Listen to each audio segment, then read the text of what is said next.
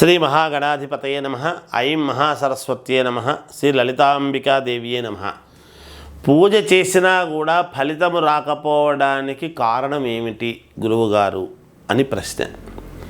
పూజ చేస్తే ఫలితము రాలేదు అనేటువంటి మాట ఎప్పుడూ ఉండదు. ఖచ్చితముగా పూజ చేసుకుంటే పూజలు చేసుకున్న దాని వలన ఫలితమే వస్తుంది, సత్ఫలితమే. అయితే మనము శ్రద్ధగా చేసుకుంటున్నామా లేదా పూజ అనేటువంటిది చాలా అవసరమైన విషయం. మనము పూజలో కూర్చున్నంతసేపు మిగతా వ్యవహారాలేవో మాట్లాడుతూ ఏదో చేస్తున్నామంటే చేస్తున్నాము అనేటువంటి దీంతో తప్పనిసరి ఉన్న సమస్యలతో తప్పనిసరి చేస్తున్నాము, అబ్బా ఇంత ఖర్చు పెట్టుకొని చేసుకోవాల్సి వచ్చిందే అనేటువంటి బాధతోనూ, ముందే అపనమ్మకం, జరుగుతుందో లేదో మేలు జరుగుతుందో లేదో ఇంత ఖర్చు పెట్టుకొని చేసుకుంటున్నాము అని అపనమ్మకం. గుడికి ఎందుకు పోతున్నాము? గుళ్ళో దేవుడు ఉన్నాడు. దేవుడు రోజు మనల్ని వచ్చినావా నాయనా రా బాగున్నావా అని పలకరిస్తున్నాడా? లేదు. పూజారి పలకరిస్తే సంబరపడిపోతాం. అబ్బా గుడికి పోతే పూజారి పలకరిస్తాడు, మనకు తొందరగా ప్రదర్శన చేసుకుంటూనే వెంటనే మనకు హారతి ఇచ్చి తీర్థం ఇస్తాడు అని అనుకుంటున్నాము. అంతేగాని దైవం పలకరిస్తున్నాడని పోతున్నామా? కాదు. మన ధర్మం, నీ ధర్మము నువ్వు నిర్వర్తిస్తున్నావు. నీ ధర్మం ఎప్పుడైతే నీ కర్తవ్యాన్ని నువ్వు చేస్తావో భగవంతుడు ఏం చేయాలనో తప్పకుండా ఎప్పుడు చేయాలనో చేస్తాడు. మనం ఇలా పూజ చేసుకోగానే అలా వెంటనే మరుసటి రోజే నాకు మేలు జరగలేదు గురువుగారు, చేయించి నెల అయింది జరగలేదు, వారమైంది జరగలేదు అంటూ ఉంటారు. అలా కాదు. అలా ఎవరు ఏ బ్రాహ్మడు తప్పు చెయ్యడు. చేస్తారు పూజ, మీకు మేలు జరగడానికే చేస్తారు. పూజలు దేనికి చేసుకుంటాము? మేలు జరగడం కోసమే చేసుకుంటాం. అయితే ఒకరికి చేసిన వెంటనే ఫలితం వస్తుంది, ఒకరికి నెలకు వస్తుంది, ఒకరికి 3 నెలలకు వస్తుంది, ఒకరికి 6 నెలలకు రావచ్చును. అంటే ఇంకెందుకు గురువుగారు, సంవత్సరానికి కూడా రావచ్చు, 10 ఏళ్ళకు కూడా రావచ్చు కదా, ఆ మాత్రానికి చేయడం ఎందుకు అని. అట్లా కాదు. నీవు ఇక్కడ చేసుకోవాల్సినటువంటి ధర్మము అనేటువంటిది ఉన్నది. ఆ లెక్కకు వస్తే ప్రతి జాతకుడు, ప్రతి మానవుడు కూడా ఉత్తరాయణము దక్షిణాయనము అని 2 ఆయనములు మనకు ఉన్నప్పుడు ఉత్తరాయణములోను దక్షిణాయనములోను సంవత్సరానికి 2 సార్లు హోమ కార్యక్రమాలు చేసుకోవాలి అని ఉన్నది. అంటే అగ్ని సంస్కారం అనేటువంటిది చేసుకోవాలి. మన జీవన గమనములో మనము ముందుకు వెళ్ళాలి, చెయ్యాలి అన్నప్పుడు ప్రతి సంవత్సరము 2 సార్లు హోమాలు చేసుకోవాలి. ఎవరు చేస్తున్నారు? ఎందుకు ఇన్ని కష్టాలు వస్తున్నాయి? మరి ఎప్పుడో సంవత్సరం కిందట 2 ఏళ్ళ కిందట చేసినాము గురువుగారు, 3 ఏళ్ళ కిందట చేసినాము గురువుగారు, మళ్ళీ చేయాలని అబ్బా అనిపిస్తుంటుంది. అలా కాదండి. భగవంతుడి కోసము ప్రతి మాసములోనూ ఇంత అని పక్కకు పెట్టుకొని మన జీవనము బాగుండడము కోసం, మనము బాగుంటేనే కదా నలుగురికి ఉపయోగపడేటువంటి పనులు చేయగలుగుతాం.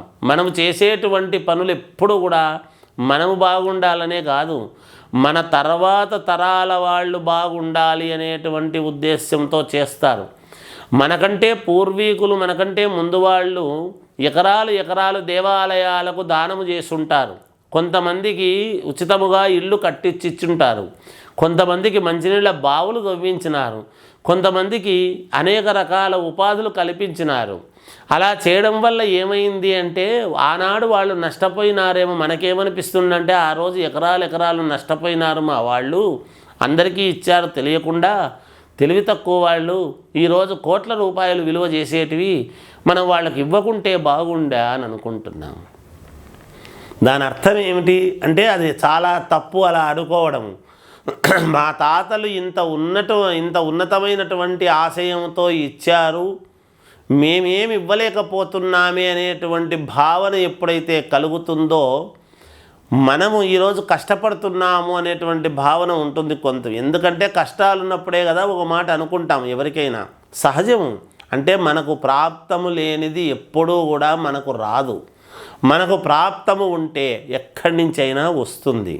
అందుకని ఏది మనది ఏది మనది కాదు అని అనుకోవడానికి మన చేతుల్లో లేదు. మనకు ఏది శాశ్వతమైందో అది భగవంతుడు తప్పకుండా మనకు ఇచ్చి తీరుతాడు. ఏది శాశ్వతము కాదో మన కోరికలను బట్టి ఉంటుంది. మనము అనవసరమైనటువంటి కోరికలతో మనకేదో కావాలి అని చేసుకుంటే జరగవు. మనకు ఏది న్యాయబద్ధమైంది, ఏది ధర్మబద్ధమైందో రావాలి అనేటువంటి దాంతో భగవంతుడు తప్పకుండా ఇచ్చి తీరుతాడు. అందువలన పూజలు చేసుకునేటువంటి దాని వలన పుణ్యమే వస్తుంది, కానీ పూజ చేస్తే పాపం రాదు కదా. ఎలా వస్తుంది పూజ చేసుకున్నంత మాత్రాన పాపం? అది నీకు కనపడకపోవచ్చు. వెంటనే ఫలితము నీకు వస్తే అబ్బా పూజ జరిగిన దానికి వచ్చింది అని అనుకుంటావు.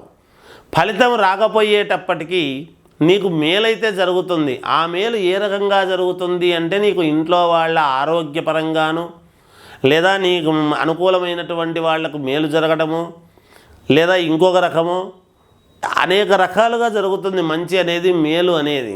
కొన్ని అన్నీ బయటికి కనపడేటివే ఉండవు ఎప్పుడూ కూడా. ఏది కనపడకుండా జరిగేటువంటివి కూడా జరుగుతాయి. ఎప్పుడైనా దీనికి ఒక చిన్న ఉదాహరణ చెప్తాను చూడండి. కొన్ని మనస్సుకు సంబంధించినటువంటివి ఉంటాయి. ఒకడికి దెబ్బ తగిలింది, దెబ్బ తగిలిండేటువంటిది మాత్రము దెబ్బ బయటికి కనపడుతుంది ఎదటివాడికి, ఆ నొప్పి బయటివాడికి కనపడదు. దెబ్బ తగిలిన వాడికి మాత్రమే కనపడుతుంది. అవును కదా. కొన్ని సందర్భాలలో గాయము మానినా కూడా నొప్పి ఉంటుంది. అప్పుడెప్పుడో గాయం అయింది, ఆ నొప్పి అయితే తగ్గలేదు అంటాం. నొప్పి అయితే బయటివాడికి కనపడదు కదా, వాడు అనుభవిస్తుంటాడు కదా. అలాగే మంచి కూడా కనపడేది కాదు ఏది. మనకు కనపడితే కొన్ని కనపడినట్టుగా జరిగితే జరిగింది అనుకుంటాం.